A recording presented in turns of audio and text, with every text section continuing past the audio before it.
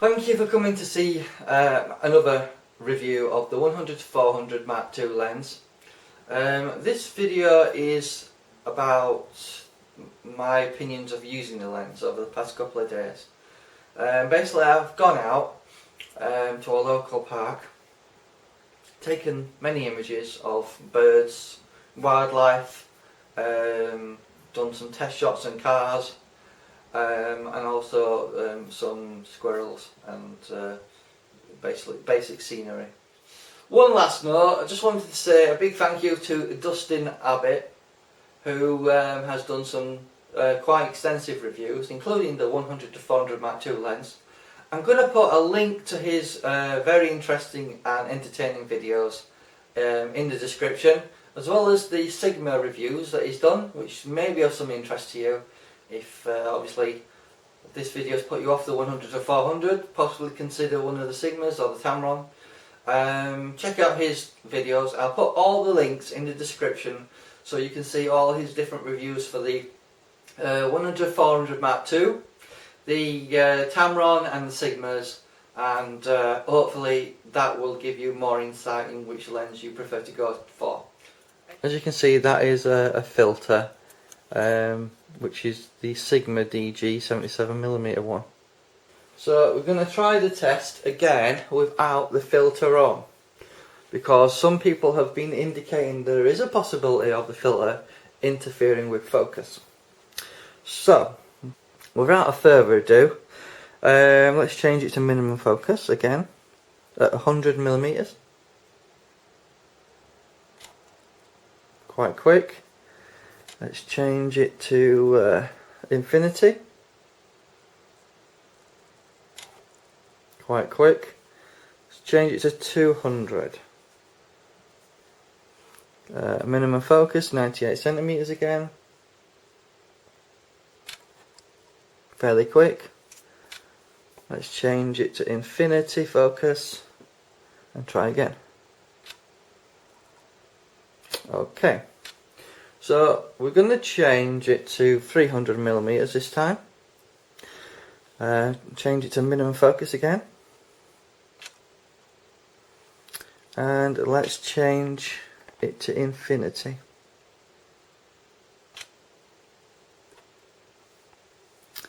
Okay, let's go to 400mm minimum focus.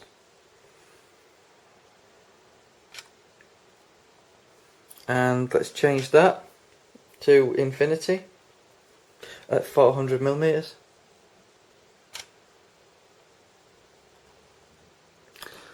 So this test shows removing any sort of UV filter off the lens has virtually no bearing on the speed of the focusing.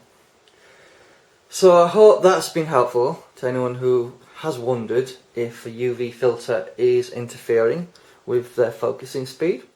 What I would like to report is I'm not too happy about the lens.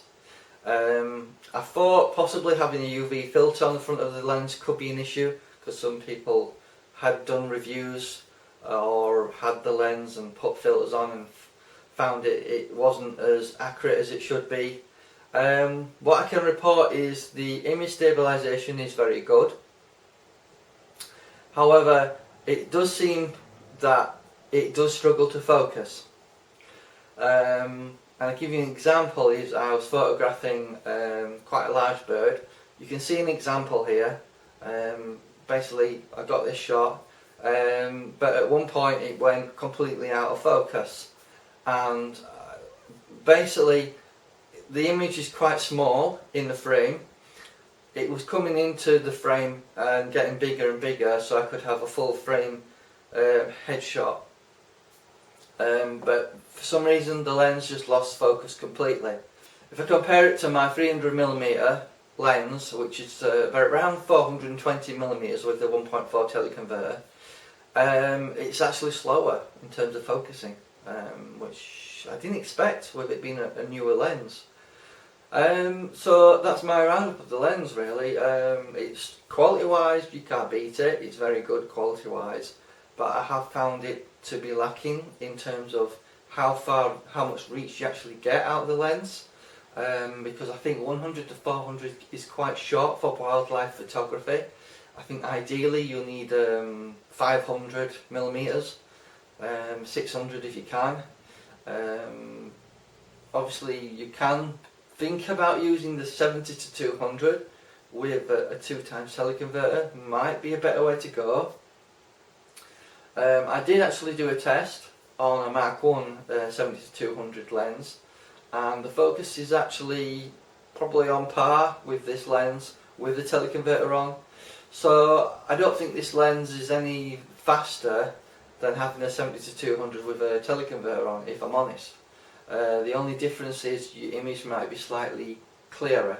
Now Tony Northrup has done a review and a video of comparing the 100 to 400 Mark II with the 70 to 200 Mark II with a teleconverter on, and his opinion seems to suggest that basically the quality is more or less the same.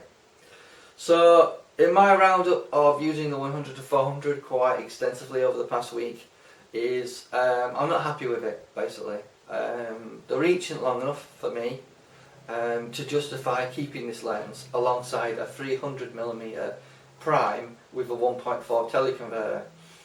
Actually I'm getting less reach from a 100 to 400 even on a crop body compared to having a 300mm with a 1.4 teleconverter or extender on it.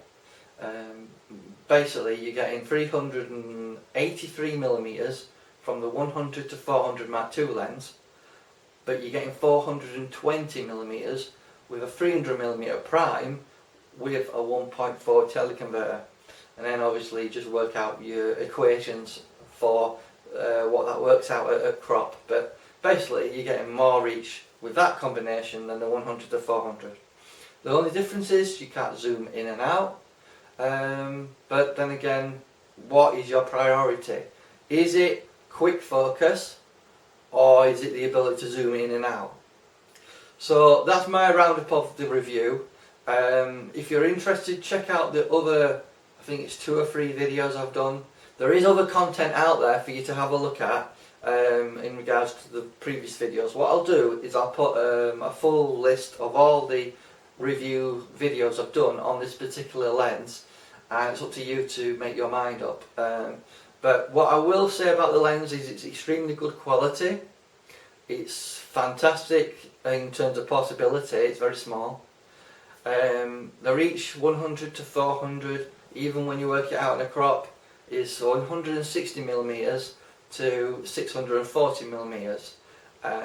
Unfortunately, that's not quite enough if you have been looking at the Sigma lenses, which are even longer, or the Tamron.